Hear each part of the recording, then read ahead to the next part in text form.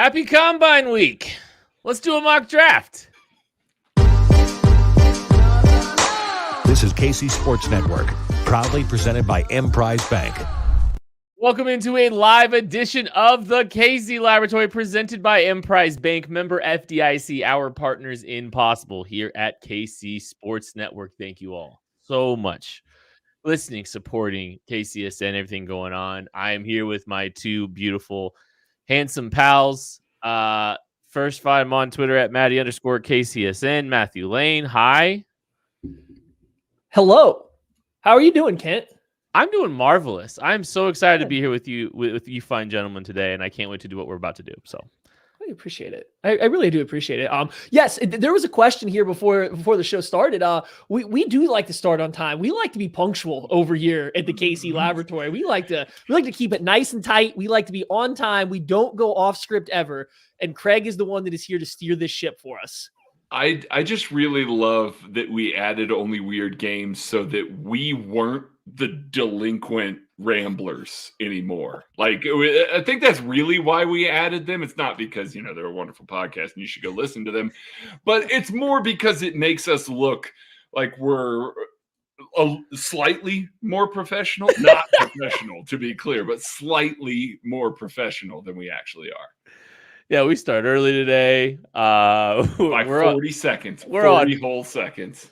We're on fire today. I think it's just because we're excited to be on the clock because we're doing a mock draft today. That's right, folks.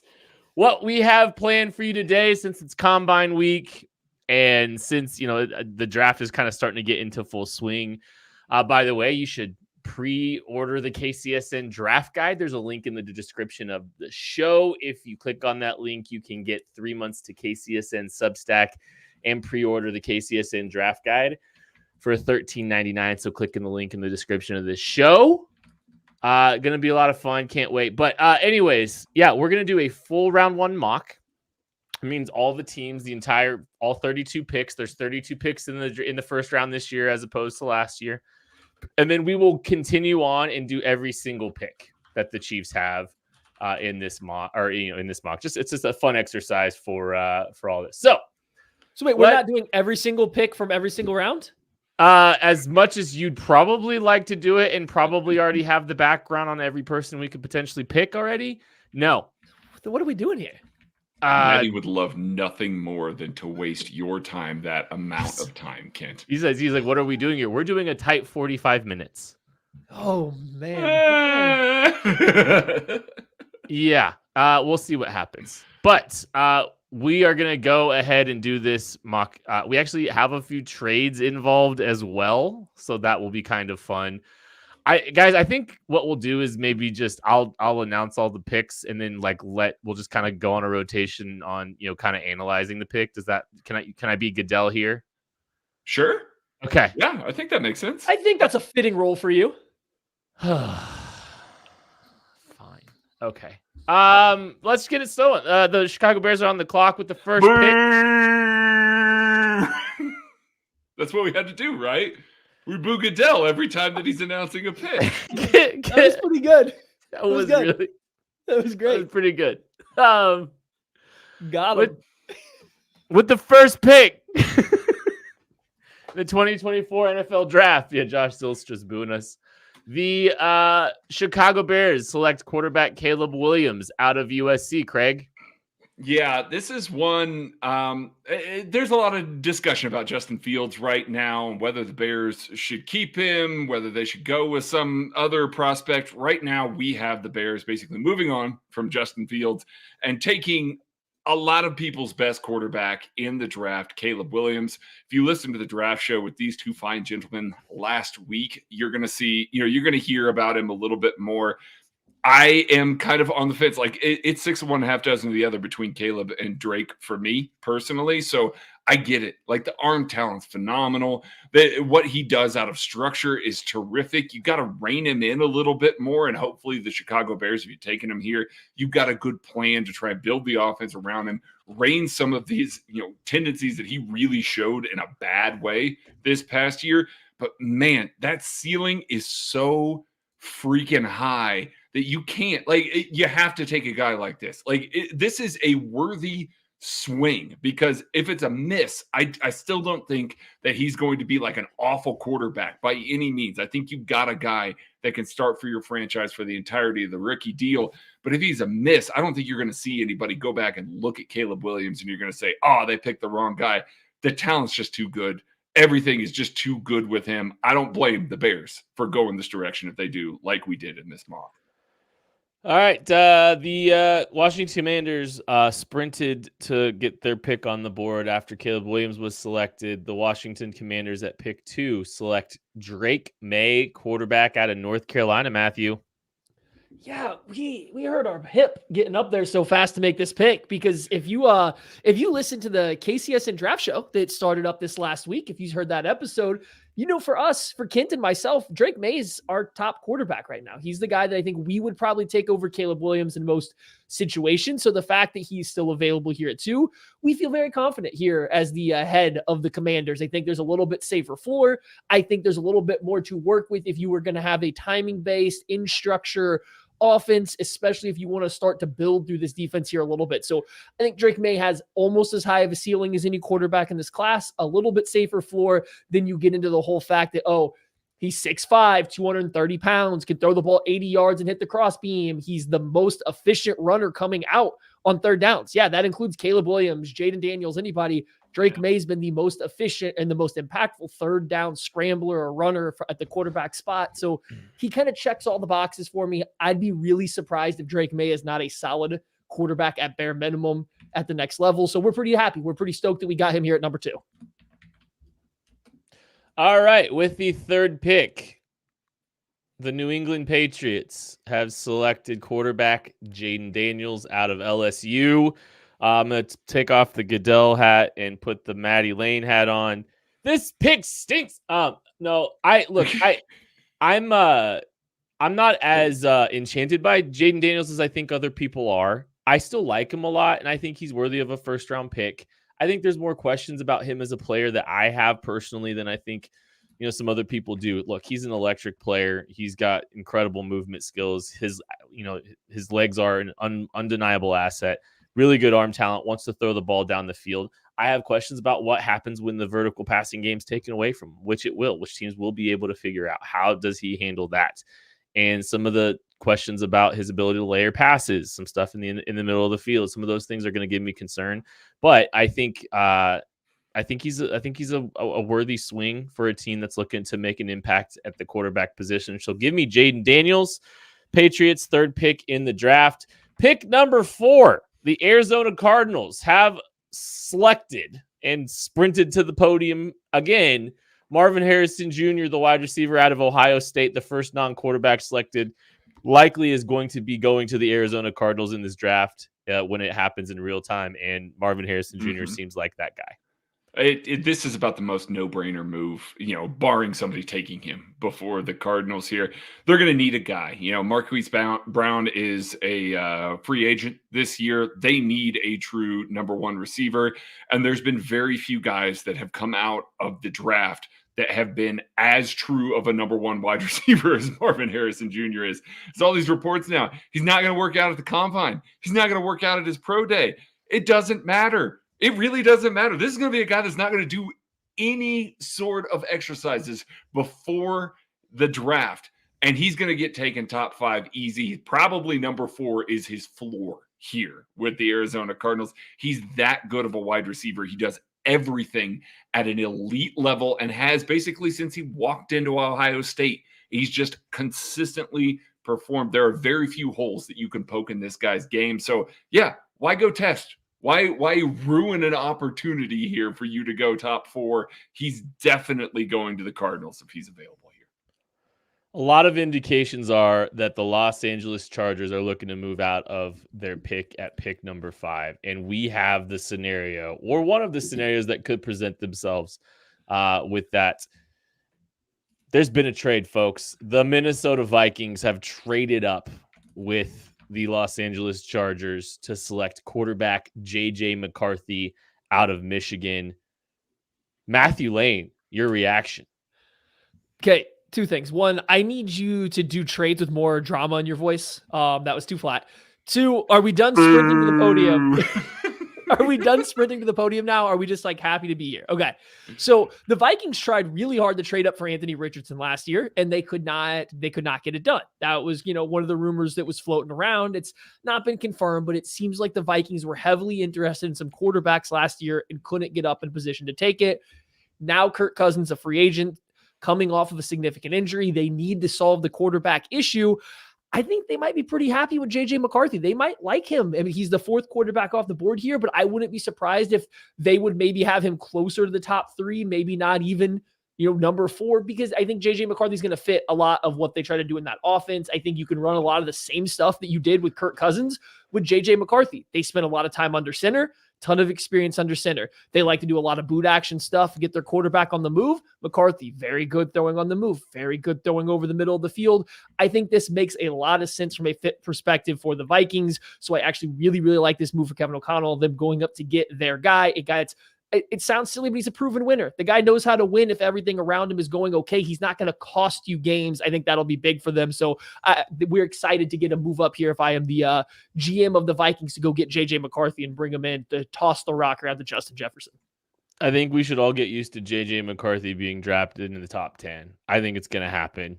I really do. I think, and part of the scenario for this trade up was because I think the Vikings, I think some teams might want to jump up ahead of the New York Giants picking 6th.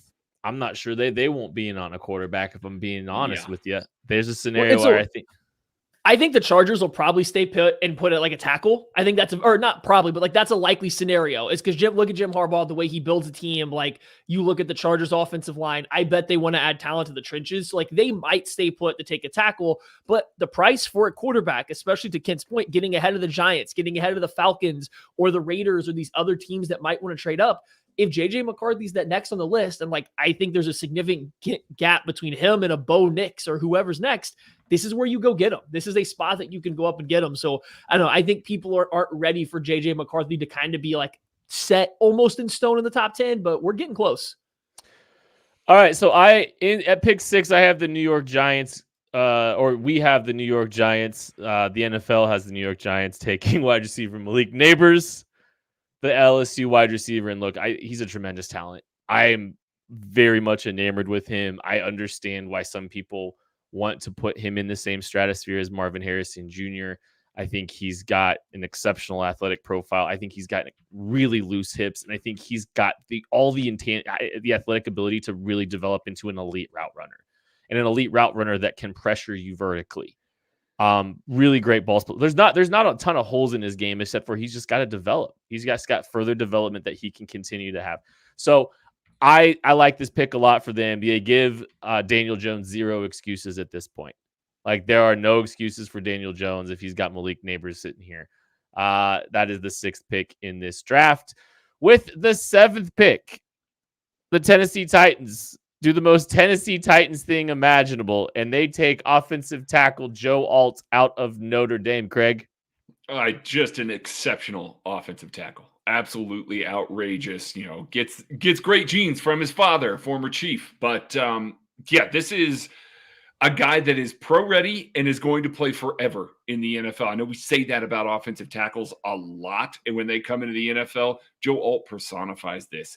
Again, not a ton of holes in his game. You're going to be able to set him over in the left tackle position. They played Andre Dillard there the past couple of years, and he was pretty terrible. So if you want to protect your quarterback, you take the absolute best left tackle in the draft, the most consistent left tackle in the draft. May not have the highest ceiling, but it's way up there for certain.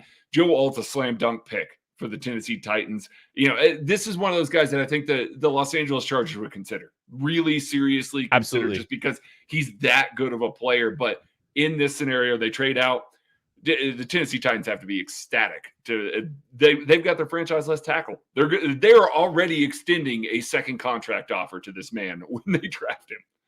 With the 8th pick, the Atlanta Falcons have selected defensive end Dallas Turner out of Alabama. Matthew?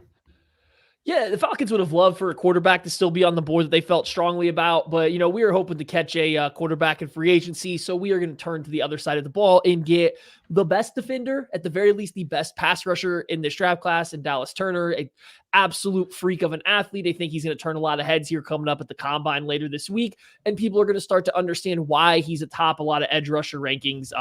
Getting denser, getting stronger throughout his time in Alabama. He has some of the most exceptional kind of like bend, burst, and strength combination out of any of these guys. Clearly has a super high ceiling for the position. So Falcons always need some extra pass rush. Couldn't get a quarterback, so they fell back on the best defender here. All right, with the 9th pick, the Chicago Bears, they're sprinting and doing backflips to the podium. Oh boy, here we go again. They get a great wide receiver to pair with their new franchise quarterback. Rome Odunze goes to the Chicago Bears, pick number 9. Look, I think getting him here at 9 is a great opportunity for them. I think that's a realistic scenario that he could fall to them. He is another one of those special wide receivers. I think this is 3 really special slam dunk type receivers in this class. A lot of really good ones after that. We'll get to one of those later in the show. But yeah, I think just what you're seeing out of him, I think he's an exceptional route runner. He's one of the most competitive players in the entire class, and a guy that can win balls down the field, win at the catch point. I think he's an exceptional talent. Pick number 10, the New York Jets are going to take tight end Brock Bowers out of Georgia, Craig. Fullback? Yeah, call him an offensive weapon. I don't care what you call him. Just put him on this roster. The Jets need weapons. We are a year removed from the Jets, trying to overhaul their roster with Aaron Rodgers as guys. And yikes. I know that he didn't play much, but I don't know that it would have mattered. Brock Bowers makes so much sense in this offense. He's got dynamic nature. He's going to get to move in this offense. He's not going to have to line up and block a ton. Doesn't matter. You can flex him out. You can play him wherever. He's just a terrific player with the ball in his hands. And I mean, even if you wanted to consider him like the 4th wide receiver off the board, it makes sense. It still makes sense with that logic. I don't think that it matters what he weighs in at the combine. I think he's a top 10 pick. He's just that kind of talent. And I think that the Jets are the perfect fit because they just need more weapons that can do what he can do with the ball in his hands. All right, quick rundown of the top 10. Bears take Caleb Williams at 1. Commanders, Drake May at 2. Patriots, quarterback Jaden Daniels at 3. Cardinals, wide receiver Marvin Harrison Jr. at 4. Vikings trade up for J.J. McCarthy out of Michigan. Giants take Malik Neighbors out of LSU. The Titans take offensive tackle Joe Alt out of Notre Dame. Falcons take edge Dallas Turner out of Alabama. Bears, wide receiver Rome Odunze out of Washington. Jets, tight end Brock Bowers out of Georgia. After the Chargers trade back, collect a few picks, they go ahead and get themselves that offensive tackle that they're so craving, part of the identity that Jim Harbaugh wants to build, Matthew. Yeah, they kind of luck out here. We trade back, we pick up some extra picks, and we still get the best or the second best, the 1B offensive tackle in Olu Fashanu. I think a lot of people this year came in with expectations that Olu was going to be just this picture-perfect player, and so now they're nitpicking every little thing they see wrong, whereas Joe Alt came in as an ascending guy, and then he kept ascending because that was the expectations. Like, I don't know. I feel like Olu's getting a little bit of getting looked down upon this year because he wasn't perfect, whereas he's still one of the best offensive tackle prospects we've seen over the past, half decade. His athleticism, his foot speed, his ability in pass protection is phenomenal. I think he'll have no issues kicking over to the right side while Slater stays on the left. Keep Justin Herbert upright and let him sling the rock for this Harbaugh offense that is going to run the ball 65 times a game. Pick number 12, the Denver Broncos select cornerback Terrion Arnold out of Alabama. Terrifying pairing of cornerbacks. We just got done seeing hate it. Yeah, I know. We just got done seeing what an exceptional pair of cornerbacks can do for a defense in the Super Bowl, in which the Kansas City Chiefs won, partially because of their 2 exceptional cornerbacks, All-Pro Trent McDuffie and All-Pro snub L'Jarius Sneed. Terrion Arnold and Patrick Surtain, the Alabama duo, is that's a scary group. Terrion Arnold's exceptional athlete. Really great in man coverage. Just a fun pairing for this team. I hate it. I would prefer that they, and who knows? I still think they might, be in on quarterback at some point when it's all said and done. but that's a conversation for another day. If you told me Bo Nix was the pick here, I wouldn't be surprised. I'll just say that. Raiders at pick 13. They go defensive end Jared Verse out of Florida State, Craig. Yeah, this is a guy that I think if you watch the very beginning of the year for Florida State, you might be thinking, how is this guy so high up on this list? What he did in his junior year was exceptional. And what he did in the back half of the year for Florida State was exceptional. He's just got a full pass rush toolbox. He's got the capability to come in and start immediately. I think they've got a little bit of buyer's remorse right now with Tyree Wilson. I know they took a first-round edge last year to try and pair with Max Crosby, and we were a little worried about that. It never really formulated to the point where Malcolm Kuntz was the starter.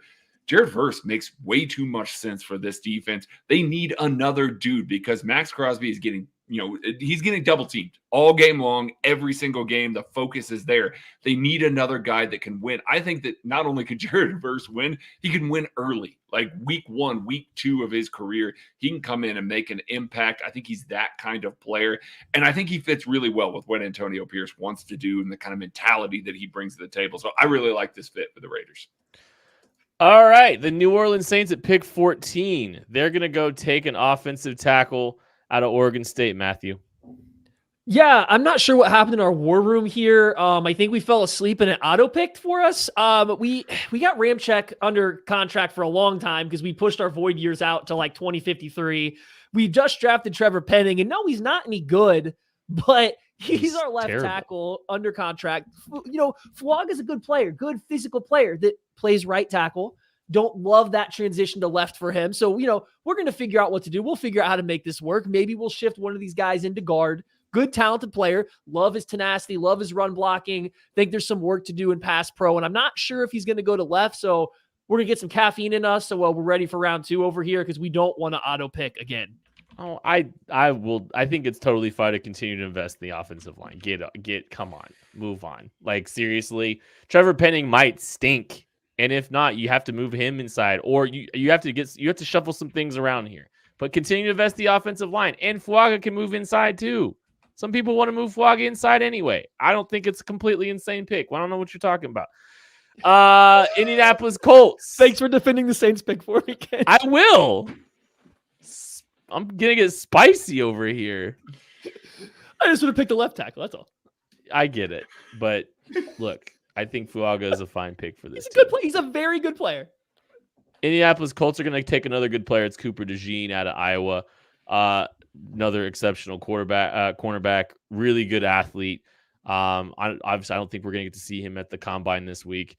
But really sudden change of direction ability, good ball skills, some return ability in the special teams game. Some people want to move him to safety. Whatever you do with him, he's just a good football player. I think he can play inside, outside. I think he can play deep. I think you can do whatever you want to do with him. I think he's a Swiss Army knife of a defensive back, and I think he's a great pick for the Indianapolis Colts, who are totally awake for that pick. Craig, pick 16, the Seattle Seahawks taking defensive tackle Byron Murphy. Some people are going to be surprised that he got taken this quickly, but I don't think anybody in this chat is going to be. No, absolutely not. He is one of the more fun players in this draft. If you haven't watched Byron Murphy, defensive tackle out of Texas, go rectify that right now. He's not the biggest human, but my goodness, he is fun. He is powerful. His first step is ludicrous. He just absolutely annihilates interior offensive linemen with it, and his motor is outrageous. Texas is kind of a factory right now for defensive tackles. I know that the Chiefs drafted one last year, and then they turn around and they just got 2 better ones on that defensive line right now. Byron Murphy is so fun. He can hold up at the point of attack in the run game. He can rush the passer. He can get outside the pocket and chase quarterbacks down. Watching him chase down athletic quarterbacks is fun.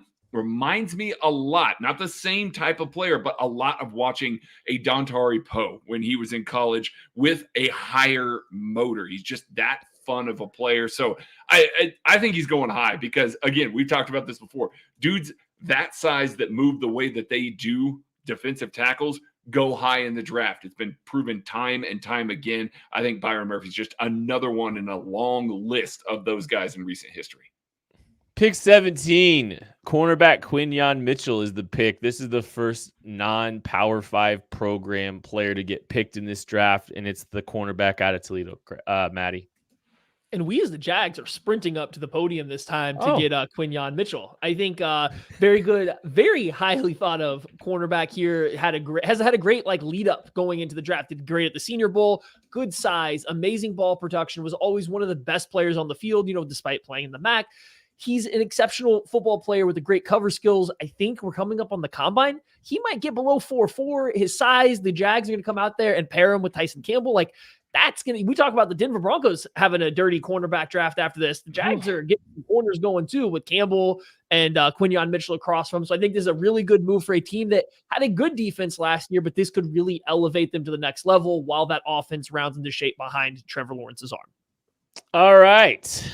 Pick 18, the Cincinnati Fraud Goals. They're going to continue to invest in big offensive tackles and take J.C. Latham.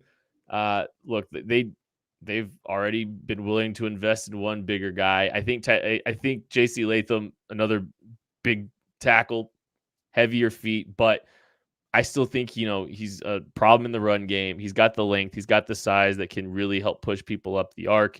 Kind of Maddie talked a lot about this with Orlando Brown is, as Joe Burrow is willing to step up in the pocket, I think J.C. Latham's the guy who can wash people up the arc. And, it could pair nicely and help them have another offensive tackle. They need to continue to invest to protect Joe Burrow, or they need to get him another pass catcher. In this one, we're giving him an offensive tackle. Los Angeles Rams at pick 19 are going to take offensive tackle Amarius Mims out of Georgia, Craig. 6'7", 340 pounds, a 5-star recruit. This man is a mammoth and moves so well for a man his size. The only concern with this guy is the fact that he's barely played. He got some snaps at the end of 2022 for Georgia, comes into 2023, the expected starter. The arrow's pointing way up, and he has a nagging knee injury all year long. Doesn't really get to show out against some of the best competition. That's the real question mark with him, because he's going to test like crazy. He's going to move really well. He's got the length, the size, the footwork, all of the things that you were looking for in an offensive tackle. He just doesn't have very much experience. He's still a very raw player here. This is one I kind of like it for the Rams, but they need a guy at left tackle. This is one that, maybe on a 1-year deal, you try and bring somebody in, you give Mims a year to kind of come up to speed, get some of that experience. I'd be looking at that. But man, he's got some of the highest ceiling of any offensive tackle in this class. And you could easily just say, hey, let's stick him out there and let's deal with the growing pains, because he's that good of an athlete. All right, pick number 20. The Pittsburgh Steelers, they go to the interior offensive line and they take Oregon center Jackson Powers Johnson, Matthew. Yeah, another guy that is kind of on the rise here once the college football season has ended. Super young player, not a ton of experience on the college football field. He kind of took over the starting role and really started coming on strong this year, but 330 pounds, wide body, super good athlete though for being a kind of thicker, stout center here, and he does a great job recovering. When he gets beat around the side, he doesn't have the best length, but when he gets beat around the side, he has some of the best core strength to keep guys mostly framed up while he runs his feet back under them. He's strong as an ox. I think he just fits in with what the Steelers really want to do. They want to run the ball downhill. They want to be physical. And then he's got the athletic traits that when he does kind of get out over his skis, because he's still young, he's still raw, the technique is still on the rise. He has the athleticism and the strength to kind of make up for it while the technique follows. Here's a guy that might not hit the ground running, at a super Pro Bowl level as a center, as you kind of think when you talk about a first-round interior offensive lineman. But I think you give him a couple years, as he's only 20 years old right now, I think you're going to be looking at one of the better centers in the league. All right, that is the top 20 picks in this first-round mock draft. Let's take a look real quick at picks 11 through 20. We'll go Chargers, Olufashano out of Penn State, Broncos, cornerback Terrion Arnold out of Alabama, Raiders, edge Jared Verse out of Florida State, Saints, offensive tackle. They are thrilled doing backflips, sprinting to the podium, and think it's a fantastic pick because they're taking Tyrese Fuaga out of Oregon State. 4 right tackle offense. 15, Indianapolis Colts taking cornerback Cooper DeJean out of Iowa. 16, defensive tack Byron Murphy out of Texas. 17 Jaguars, cornerback Quinyon Mitchell out of Toledo. 18 Bengals, offensive tackle J.C. Latham out of Alabama. 19 Rams, offensive tackle Amarius Mims out of Georgia. And at pick 20, Steelers take center Jackson Powers Johnson out of Oregon. We will be back to give you picks 11 through 32 and every Chiefs pick in the entire draft right after this. We appreciate you supporting KC Sports Network by listening to our podcast. You have helped us become the highest ranked Chiefs podcast network in 2022 and 2023. And don't forget about our daily Substack newsletter, the best written analysis you can find on the Chiefs straight to your inbox every day. kcsn.substack.com. Everybody that's hanging out with us today, again, the KCSN Substack, you can get 3 months to the KCSN Substack when you pre-order the KCSN Draft Guide. $13.99 gets you the draft guide when it releases on April 5th, which is 300 plus pages of Chiefs-specific draft content. And you get 3 months to the KCSN Substack, which is going to have all kinds of premium content, us breaking down all the free agent signings, us looking ahead to some of these draft prospects, and all kinds of sweet stuff. Let's go to pick 21 in this mock draft, though. And the Miami Dolphins are selecting defensive end out of Missouri, Darius Robinson. This is a guy that is flying up draft boards. When you talk to people, all indications are, I've had conversations. I'm not sure that he'll be available to the Chiefs at pick 32. And it's a shame because he was built to be a Steve Spagnuolo defensive end, long, dense, athletic, showed some really impressive rushes off the edge, being able to turn a corner, continuing to be able to show his ability to play with power though, too, at the Senior Bowl. I think he's a really talented kid. I know, maybe the production wasn't quite as there as some people wanted it to be coming out to warrant being this early of a pick. But I think he had a really good year. I think the tape is good, and I think the Senior Bowl tape is better, and he is flying up draft boards, and I don't anticipate the Chiefs are going to be able to select Darius Robinson. I think he's going in this scenario, pick 21 to the Miami Dolphins.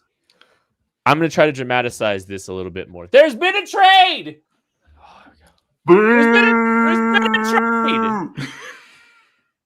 And you know what? I think the doing Chiefs, too much. The Chiefs broke the brains of the Buffalo Bills, and they're really, they're trying to be aggressive and they're trying to, keep up offensively. And Gabe Davis, they're probably moving on from him.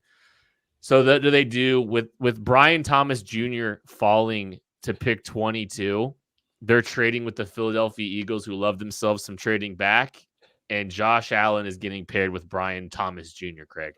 Yeah, that's a little bit scary for a team in the AFC because he's a direct replacement for Gabe Davis, but better. This man is 6'4", 205, and has the acceleration to get off the line. Like he beats guys with acceleration when, he's not facing press man coverage. And then he's still got the top gear to keep accelerating and reach that maximum speed well down the field. This is a go ball guy for Josh Allen. Now, he's not a great route runner. Like he really isn't. Everything is on a very linear plane. It's mostly verticals, posts. You can get him on a drag or something like that. So he's got a lot of work to become a more complete receiver. But in that Buffalo Bills offense where you've already got Stephon Diggs, just line him up where you were lining up Gabe Davis and go profit. Like this makes sense. This is one of those that I think does make sense for this specific team to go up and trade up in round one for him. Not a ton of teams that I'm looking at. They're like, hey, you're going to use him right. This makes just with Josh Allen's arm, this makes all the sense in the world. What was one of the big reasons for the Kansas City Chiefs defense being so good, Craig? Steve Spagnuolo. Steve Spagnuolo. But also they didn't allow a lot of passing yards or deep shots or explosive plays. Yes. Chris Jones. 2 special cornerbacks, and the Houston Texans are going to get a running mate for Derek Stingley with pick 23. Nate Wiggins, the cornerback out of Clemson, is the pick, Matthew. Yeah, this whole draft is getting rough. Is like the Chiefs sitting here looking at all these AFC teams loading up on corners, and the Chiefs are already struggling to throw the ball sometimes. Stingley's great, and then you come back with Nate Wiggins, one of the just best raw man cover corners in this entire draft class. He might have just the best coverage instincts. His combination of height, length, athleticism is phenomenal. No, He is not the most physical of corners, but that's why you go to the Texans and DeMeco Ryans. Be like, hey, you want to tell me someone's going to coach that out of him? You want to tell me one head coach in the NFL is going to get somebody to go run through a brick wall and actually start tackling? It's Ryans and Dan Campbell. Those are like the 1-2 right there for you. So love this fit. Hate the fact that the Texans are now rolling out there with another 1-2 corner combo that's going to rival the Chiefs and the Broncos and the Jaguars and whatever other NFL team we want to throw 2 stud corners on right now as we keep going through this mock. Okay, with the 24th pick, the Dallas Cowboys are doing what I think, like, this is the most Dallas Cowboys pick I think ever, and I've been mocking this a lot when I do all my exercise and all this stuff. That's the only exercise I do, by the way, is mock draft exercises. Pick 24, the Dallas Cowboys are taking Tyler Guyton, the offensive tackle out of Oklahoma, and I think this is just an extremely Dallas pick. I think he's got a lot of really special traits as a tackle, athleticism, really good feet for a guy his size, ideal length. And the tape was still pretty good too, but I think he's a guy that could develop and has the kind of ceiling that could wind up being one of the best tackles in football. And that's why I think he will be a first round pick. I would love to see, he's like kind of one of those guys, like I'd absolutely love to see be a Chief. I don't know if he's going to get there though. Tyler Guyton, pick 24 to the Dallas Cowboys. The Green Bay Packers are continuing this trend of just having good cornerbacks. Cornerback Ennis Rakestraw out of Missouri is going to the Green Bay Packers, Craig.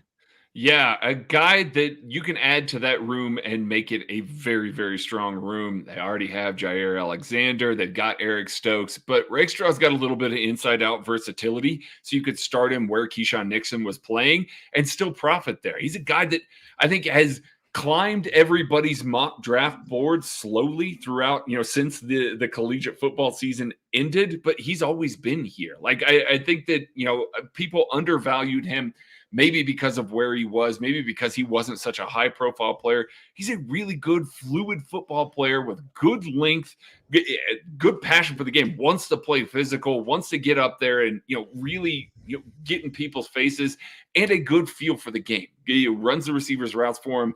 Like, the only real knocks against him is he's a little slight. He's not the tallest guy in the world, but good length nonetheless. I think this makes sense. You just make a strength, an even bigger strength in that Green Bay Packers secondary. And now all of a sudden, doesn't really matter who you play safety at Green Bay. You know that you can lock guys up. You can play a little more man. You can line up and just kind of beat the hell out of receivers and, really cover guys in the way that the Chiefs kind of set the blueprint for this year. At pick 26, the Tampa Bay Buccaneers selecting wide receiver Keon Coleman out of Florida State. Maddie, as you were kind of working through this, as we were working through this today, this is one that you made sure to add into the mix here, going pick 26 to the Bucs. Yeah, because right now we don't know what's going on with Mike Evans and whether he comes back to the Bucs or let's say he doesn't come back to the Bucs. They clearly need another outside wide receiver. They had a lot of success with, Mike Evans, this really big, tall, strong, vertical wide receiver. I wonder what the 6'4", 220-pound Keon Coleman does really well. It's when, downfield and contested catch type situations. So he's kind of a like-to-like player. Or if Mike Evans is there, you have a mentor for Keon Coleman, a guy that gets to stay kind of local-ish as well to where he's playing college ball. He's not from there. He transferred in from Michigan State. Like, he was not growing up in Florida, but it's just, he gets to stay right down there in Florida, gets to have fun. I think it's a good spot for him. They also need another receiver because Godwin's not what he once was. Trey Palmer flashed this past year, but the size of Keon Coleman, either replacing Mike Evans or to work like as his replacement, I just think makes way too much sense. All right, pick 27. The Arizona Cardinals have their second first-round pick in this draft. And this is where I see them taking a swing on a prospect that has some medical issues. And if the medical issues are cleared, he's not going to be here at pick 27. But there is reason to be concerned about Laiatu Latu's, medicals a little bit. But the edge out of UCLA, exceptional technique. He's a technician. He's a productive technician. Good handwork. Maybe not the most explosive athlete. Maybe he doesn't have the best athletic profile for the position, which I tend to struggle with because I think athletic testing is very predictive of future success historically for defensive ends.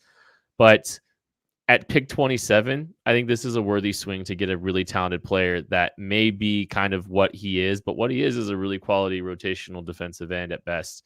or at worst. And I think you go and grab him. So I think I like this pick for the Cardinals as they continue to build. After the Eagles traded back at pick 28, they're taking offensive lineman Troy Fatanu out of Washington, Craig. Yeah, this is a guy that's been left tackle for the Washington Huskies for a little while. He's got on the verge of being able to play tackle length. He's got great foot speed as well. Certain teams are going to look at him and say, oh, that's absolutely a tackle. And other teams, like the Eagles, are going to look at him and say, no, this man is interior offensive lineman for us and an incredibly high quality one. If Jason Kelce is retiring, they have Landon Dickerson, who they can kick over to center. If Fatanu ended up playing a little bit of left guard for this team, for the Washington Huskies, he would just slot directly in there and just create another setup for them. He's a great pass blocker. He's good in the run game. He's got versatility to kick outside if you need to, and he's pretty good on the move too. So this is just another one. It's a very Eagles-esque move where you just say, oh, we're losing Jason Kelce. It's a good thing we got this other guy, and then we're going to turn around and we're going to draft another stud at an offensive lineman here. Just could completely round out your best five. He fits in that best five for them. That's what the Eagles do, man. They just can like they go take high value positions, and they make sure they're drafting them, and they keep the cupboards full at the offensive line position. I mean, it's what they do, man. Pick 29. All the Lions do is eat kneecaps, and Chop Robinson better get ready to learn kneecap eating, buddy, because you are a Detroit Lion in this mock draft scenario. Listen, Chop Robinson goes out there without gloves, without sweatbands, without elbow pads. I think he's okay with eating a few kneecaps if you're playing defensive line like that. Like, that's just a bold strategy. Chop Robinson has like the single most impressive athletic gift of any defensive player in this class. His get off, his first step is this man is shot straight out of a cannon. It's Von Miller, like prime Von Miller-esque. I'm not saying the rest of it is, right? Because he's not as fluid, he's not as polished, but the get off is just outstanding. You put that across from what Aiden Hutchinson was doing with his ability to win with power on inside counters. That's a killer 1-2 off the edge that can go high and low on the quarterback. This is a fantastic fit for what the Detroit Lions have, and it gives them another playmaker up front to really pair with Aiden Hutchinson. There's been a trade. Why are you in the back rooms? I'm trying to. I don't know. Is that Goodell while he's getting a water break or something in the back, and somebody's got to yell that to him, so he's got to sprint to the podium from the front instead of the back? There's been a trade. Okay, who's trading? The New York Giants are trading into the first round with the Baltimore Ravens, who love to trade back and love to acquire assets and bites at the apple, because the New York Giants are going to be aggressive, and they're going to make sure that they get a quarterback. They are going to draft Bo Nix in a trade up at pick 30. I like Bo Nix. I think Bo Nix is going to wind up in the first round of this draft. I wouldn't be stunned if the Denver Broncos take him. I'll be honest. We in this scenario we didn't, but I think he's going to go top 15. I think 5 quarterbacks are going to go in the first half of the first round. Bo Nix is going to be the consolation prize, but Bo Nix is better than any quarterback in the Pickett-Ritter draft.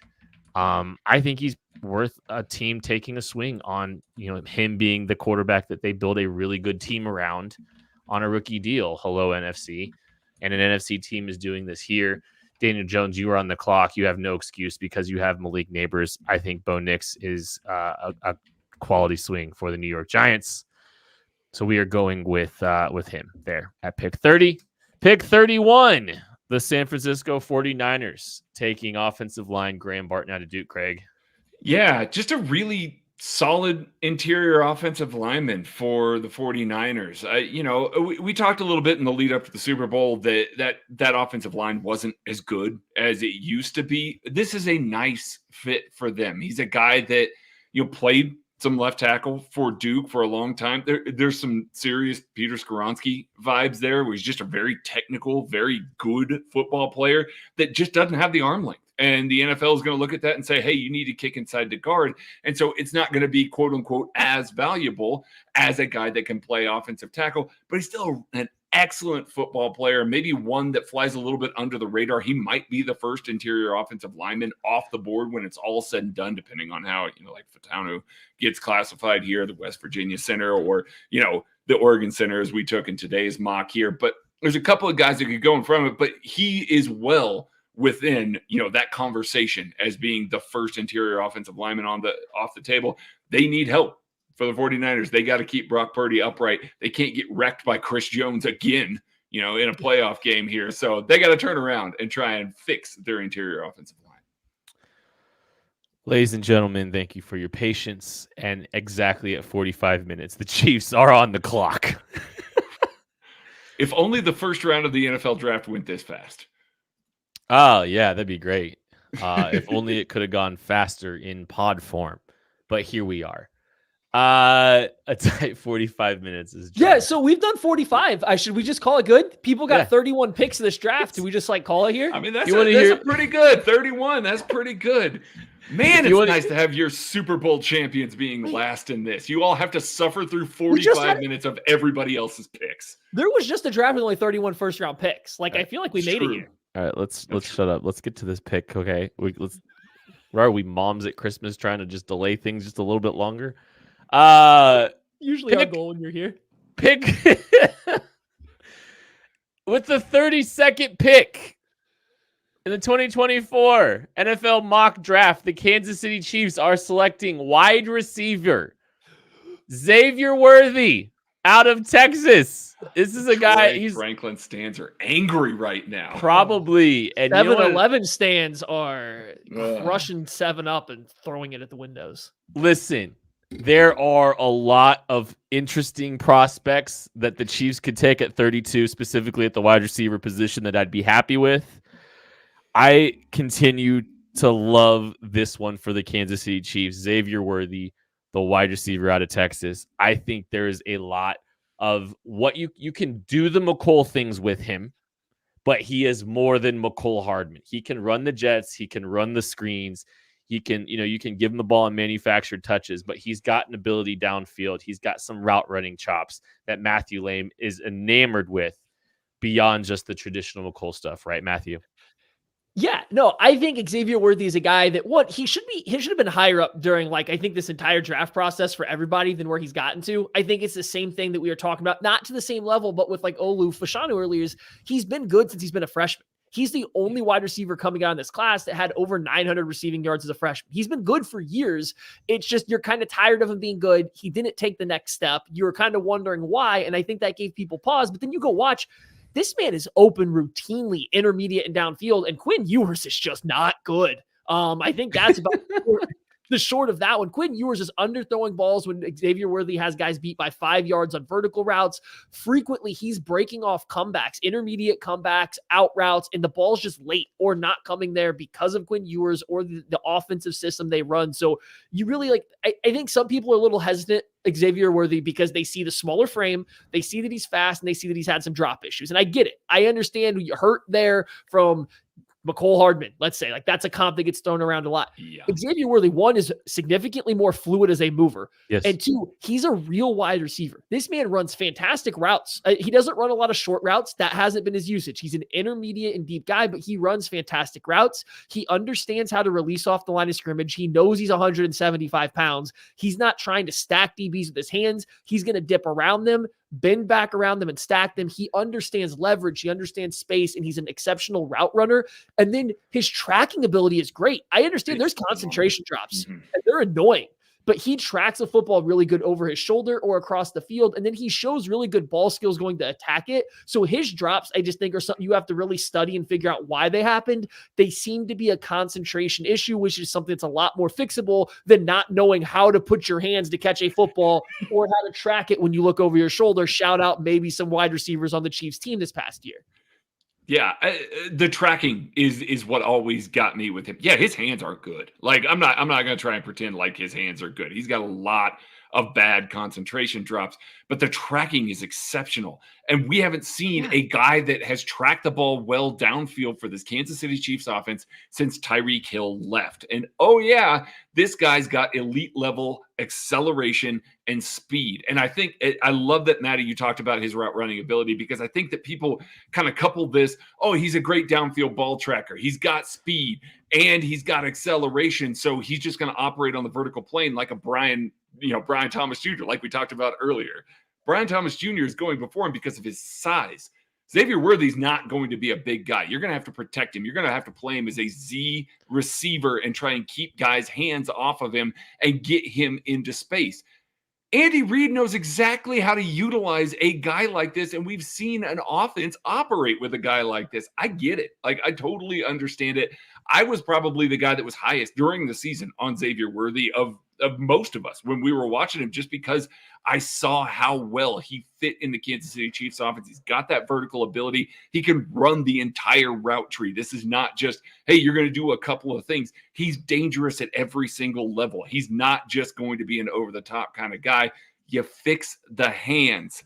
We know that Andy Reid can keep him clean, can keep him and get him into free releases and use him in all the ways that we saw Tyreek Hill get used in his time in Kansas City. I know that I keep saying Tyreek Hill's name.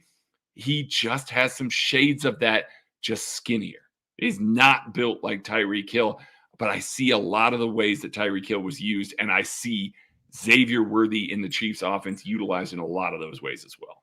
I just remember talking a lot about if McCole Hardman can just build something off of his vertical plane, that vertical, and he never really was able to, and that's why he slowly got phased out of pieces of this offense.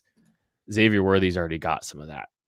He's already got some route build off the vertical plane. He can run a curl. He can snap off a comeback. There's some stuff there already. That's reason to be excited. With the 64th pick in the 2024 Chiefs mock draft, the Kansas City Chiefs have selected defensive tackle Leonard Taylor out of Miami.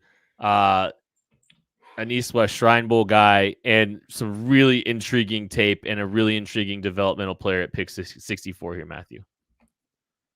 Yeah, Leonard Taylor is another young guy. He's an underclassman that came out. He wasn't going to be healthy enough to play in an all-star game, but he wanted to get to go talk to teammates, do media. He wanted to go participate in what they have going on at the Shrine, the Shriners event, helping all the children and everything. So he goes down there. We actually got to sit down and talk to him.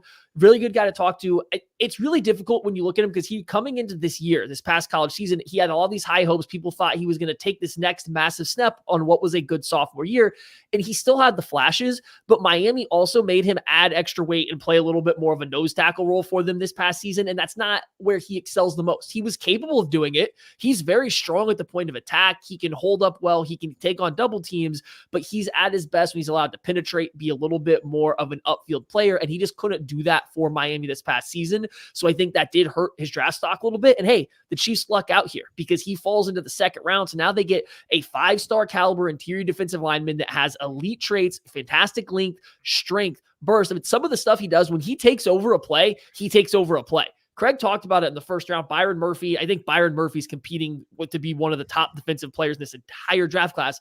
I can pick out Leonard Taylor's best 5 plays and put him with Byron Murphy's. They're very similar. Like, they're a very similar level of play. It's just he hasn't developed that consistency yet, and that's what you're hoping that Joe Colin for this Chiefs defense can do for him. And part of that was because everybody expected him to take the leap from 2022 to 2023. And Miami asked him to put on extra weight and play more inside, play a little bit more one tech. And he did. He was willing to do so. You're looking at a guy whose best tape was in 2022 as a 3 technique. You want to look at a guy that's got this length, this power, this burst, the ability to corner on an interior offensive lineman. There are shades of Chris Jones in his game. You see a lot of that, a very large interior player that can really do some damage as a 3 technique, both rushing the passer and against the run. What we saw in 2023 and the reason why he's available at pick 24 is because he bulked up and played on the interior. The tape's not bad in 2023. Don't get me wrong. The tape is still pretty good, but my goodness, what you saw out of him in 2022, he was a game-changing type defensive player. So draft him, slim him down, give him to Joe Cullen, and just say, okay, listen, thank you for your time, Chris Jones. This is obviously assuming the Chiefs don't, re-sign Chris Jones. Obviously, this is going a different way. You say, thank you for your time, Chris Jones. We're going to get a little bit younger, and we're going to try and find another version of you that hopefully can get to close to where you were. Craig, please thank you for hurrying up because I've accidentally tipped the 95th pick in the draft. Yes, you did. Oh! Here on the loose. Spoilers. The Chiefs with pick 95 have selected offensive tackle Javon Foster out of Missouri. Really good sized kid. The desirable arm length that Andy Reid prefers. Better as a run blocker right now than in pass protection. But I thought he did some pretty good things in pass protection displaying at the Senior Bowl. I think, this is a guy that can compete, for a tackle spot. You continue to, challenge him and Wanye Morris. Some competition there isn't the worst thing, and investing in the offensive tackle position is never a bad thing either. I think he is a great fit for the Chiefs at pick 95. Everybody says, hey, you can always move him inside if it doesn't work out. I just think he's a good offensive lineman. And I think he can hang up at tackle, hold up at tackle. So I go Javon Foster. We go Javon Foster, pick 95 here for the Chiefs. Any thoughts on him, Matty? Yeah, I mean, I like the pick. 35-inch arms, 6'5", 6'6", big offensive tackle, long arms. It's exactly what the Chiefs like. He doesn't quite have the movement skills that they seem to be trending back towards of a Wanye Morris or a Jawan Taylor, but that's not the end of the world. Maybe you can coach that out of him. Maybe it's been more of a footwork issue. Maybe it's because Missouri runs like 95% RPOs, and that kind of messes with what he does. So you got to kind of see what he does. I think the combine could help him out a lot, but big, long offensive tackle, comes in, competes with Wanye Morris for that, I guess, starting left tackle role, depending on what happens in free agency, but if not, to be the swing tackle. So yeah, good value, good pick there for a guy that I think has a lot of experience playing tackle in the SEC. And a very smart player, too. The way that he picks up twists and stunts, the way that he's able to pick up some of the stuff that it takes to get on the field for Andy Heck, he's already got that really kind of baked in here. Not going to be the physical run blocker that a Wanye Morris is, but might be a better pass blocker coming out of college than Wanye Morris was. Yeah. So I'm curious. I think that's a great competition. You add those guys in there. Worst case, like you said, you got an interior guy or a swing tackle that you can kind of keep around. I think that's a worthy pick. All righty. With pick, I say alrighty after every pick, I think. With pick 133, the Kansas City Chiefs are going to select a tight end, a 6'4", and 3/8, 273-pound tight end. It's Tip Ryman out of Illinois. And I just remember big Tip standing next to Maddie Lane. And Maddie points, hey, watch this Ryman kid run. And I was wildly impressed. And then when you go back and you find out he weighs 273 pounds doing that, yeah, there's something there. There is definitely something. This is a massive inline Y with some intriguing straight line speed and some fluidity for a guy that big, Matthew. Yeah, and so, I mean, here's the thing, right? We're getting ready to go to the East-West Shrine. We're looking at these guys we got to watch, and you look up Tip Ryman's stats, and then you even watch a quick game of Illinois just to see what it's like, and there's not a lot there. And the offense doesn't feature him as a receiver. He's in and out. They rotate their tight ends a lot. They actually have another tight end that came in and played quarterback for them for a while when their quarterbacks got hurt, that they wanted to get on the field because he's a good athlete. So it was just hard to get a good read on him. So I don't have many expectations. But that first day we're walking around, I see this guy, and I'm like, Craig, why is that tackle with these tight ends? Yeah, he's with the wrong group. And then they're like, okay, that's a tight end. And then we get to practice, and the first day I'm not paying attention, but then I see him a little bit out of the corner of my eye doing stuff. Then later I tell him, watch this big old guy out here run, and he just runs a corner route. And it's just the most fluid thing you're going to see out of a guy his size. It really does give Jelani Woods vibes of a couple of years ago where he ends up skyrocketing up boards because of how big he is and how he'll run. Now, I don't think Tip Ryman is going to be as fast or put on quite the combine performance Jelani Woods did, but it might be close. And again, he's a tight end of that size. They don't come around that often. So he's just going to be a good blocker by being big. He's strong. And then you maybe get some athletic upside with what he can do and develop. I think it's 100% a good swing. You get a tight end that can maybe replace Blake Bell and develop into more of a receiver or a red zone weapon. I really like this pick in this spot for the Chiefs. Yeah, this pick in this spot would be a lot of Chiefs fans' favorite pick of the draft. It just absolutely would, because you are just basically going to leave him on the field in 12 personnel, and you're going to leave him in line. And occasionally he's going to release up the seam, and he's going to have a lot more juice than you expect from a quote unquote blocking tight end. He factors into this offense in a completely different way than a Noah Gray, in a completely different way than a Travis Kelce. He's not replacing either one of those guys. He's coexisting with them. You could have him line up there, protect some of those guys from some of the blocks that they get to have to take here. I absolutely love this pick. Massive human being that can run and catch the ball well and just has been underutilized so far. Give him to this offense. Give him to Patrick Mahomes. Give him to Andy Reid, and just live in 12 personnel a little more often. You ready for this one? You can take some stuff from the Jody Fortson playbook and still throw him into that too. So like that big, giant, long speed kind of guy, like not necessarily like the same shoot routes or anything like that, but a guy that can get up the field a little bit from the high red, throw him up a ball. I think you could get him involved there in that aspect too. Like this is a good size, good athlete kid. You talk about the corner route. I saw him snap off a curl route, and I was like, He snuck into it too at 273. Yeah. Like, yeah, it was wildly impressive. So like, yeah, there's something there with that Tip Ryman guy. I'll be honest, I'm not sure he's gonna be there at 133 by the end of the combine weekend, if he goes and tests what people think he's gonna test. Pick 158. The Chiefs are grabbing a very spagsy defensive end in Brendan Jackson out of Washington State, Matthew. Yeah, this is where we're looking for a defensive end. The defensive end room's kind of light. Mike Dana's hitting free agency. Charles Omenihu's hurt and talking about how he wants to be respected or some more money. And so, like, you just got to figure out what you want to do with the spot. And so here we get to day 3. We might be light in the D end room. Felix is going to be coming back for year 2, but he's not a run defender. He's not the biggest guy. We need someone that's going to be able to pair up with George Karlaftis, eat some snaps to go along with Malik Herring. So Brennan Jackson, 6'4", 260-plus pound defensive end. Effort, versatility, active hands, strong. Where are we going with this? Does it sound like anybody we know that has it sounds like number 51 for the Chiefs for the past 4 years. Yeah.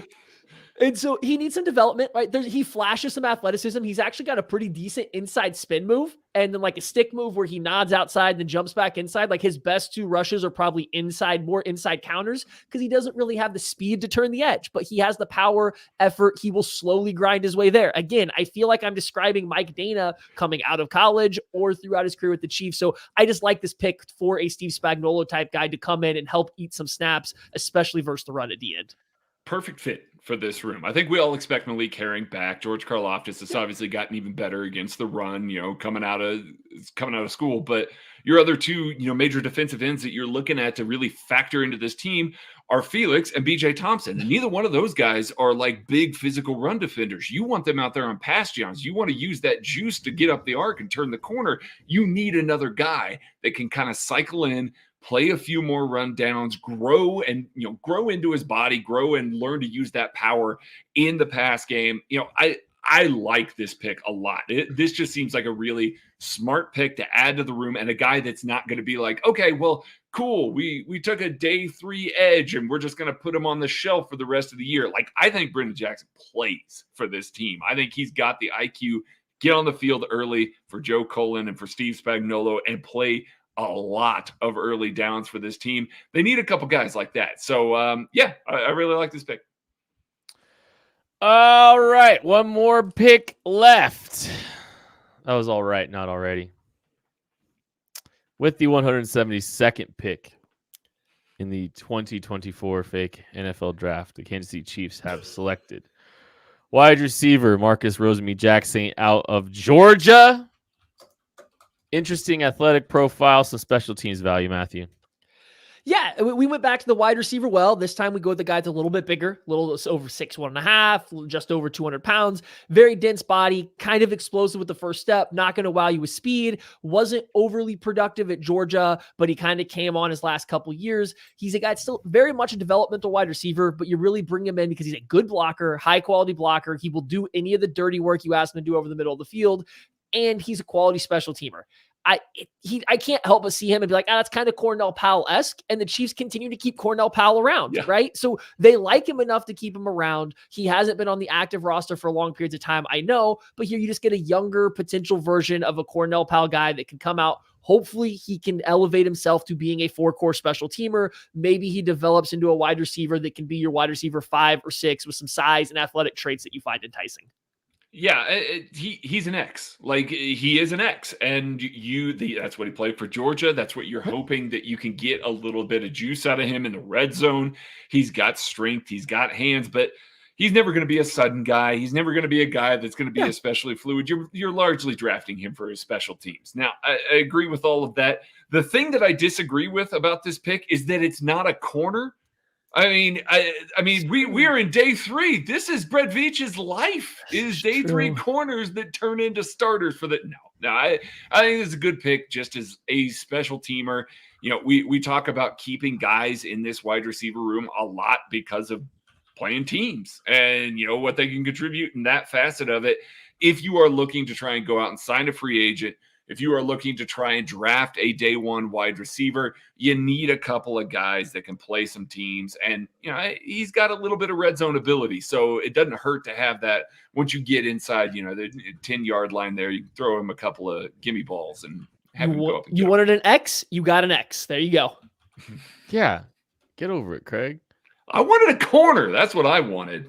He wanted an X a while back. All right, pick 32. Chiefs take an X. X Worthy. Xavier Worthy, wide receiver out of Texas. Pick 64. The Chiefs take defensive tackle Leonard Taylor out of Miami. Pick 95. Offensive tackle Javon Foster out of Missouri. Pick 133. Tight end Tip Ryman out of Illinois. Pick 158. Edge Brendan Jackson out of Washington State. Pick 172. Wide receiver Marcus Rosemy-Jack Saint out of Georgia. That is the first mock draft of the season. It has been a lot of fun. Please, if you would like to read up more about these players on April 5th, the KCSN draft guide is available for pre-order. Links are in the description of this show. Thank you all so much for hanging out. Thank you to the chat for giving all of your feedback here on this show. We appreciate you. We love you.